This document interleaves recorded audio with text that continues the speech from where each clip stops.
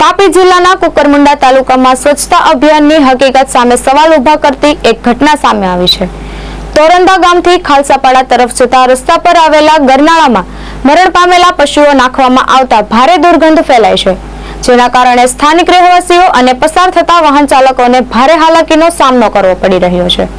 તાપી જિલ્લાના કુકરમુંડા તાલુકાના તોરંદા ગામથી ખાલસાપાડા ગામને જોડતા માર્ગ પર ખાલસાપાડા ગામથી અંદાજે 500 મીટર અંતરે એક ગરનાળું આવેલ છે।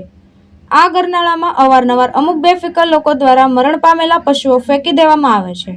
પરિણામે ગરનાળાની આજુબાજુ ગંદકી ફેલાય છે અને ભારે દુર્ગંધના કારણે નજીકમાં રહેતા પરિવાર તેમજ રોજિંદા પસાર થતા લોકોને મુશ્કેલી ભોગવવી પડી રહી છે।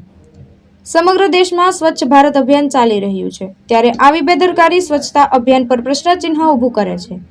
સ્થાનિક લોકોની માંગ છે કે મરણ પશુ ફેંકનાર તત્વો સામે કડક કાયદેસરની કાર્યવાહી કરવામાં આવે, ગરનાળાની તાત્કાલિક સફાઈ કરવામાં આવે અને આવી ઘટનાઓ ફરી ન બને તે માટે પ્રશાસન દ્વારા યોગ્ય પગલાં લેવામાં આવે। હું મોરંબા ગામનો રહેવાસી છું અને તમે જોઈ રહેલા છે કે આ જે રસ્તો છે એ રસ્તો મોરંબાથી છેક કુકરમુંડા સુધી આ રસ્તો જતો છે અને આજુબાજુના જે ગામના લોકો છે, જે તોરંદા છે, આશાપુર છે, પાણીવાળા, કેવડામોવી, રોજના અહીંયા હજારો લોકો આ રસ્તેથી પસાર થતા છે અને અહીંયા જે રસ્તો છે ને એની બાજુમાં જે પાલતુ જાનવર છે ને એનું મૃત્યુ પામે છે, તો એ જે પોલિથીનમાં છે ને એને રેપ કરીને 10 થી 15 થેલીઓ અહીંયા હાલમાં પડેલી છે, તો અહીંયા લોકો નાખી જતા છે। તો આ ખરેખર આ જે લોકો કરતા છે ને એની બેદરકારી છે, કેમ કે આ રસ્તાથી કેટલા લોકો અહીંયાથી અવર જવર કરતા છે। તો હાજના ટાઈમે જે છે ને અહીંયા 1-2 કુટુંબ અહીંયા વસવાટ કરતા છે,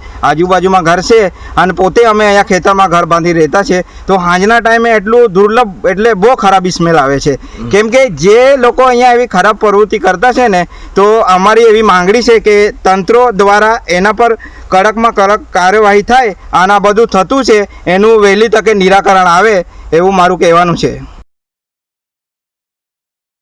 નીતિન વસાવે, દ્રષ્ટિકોણ ન્યૂઝ, કુકરમુંડા, તાપી।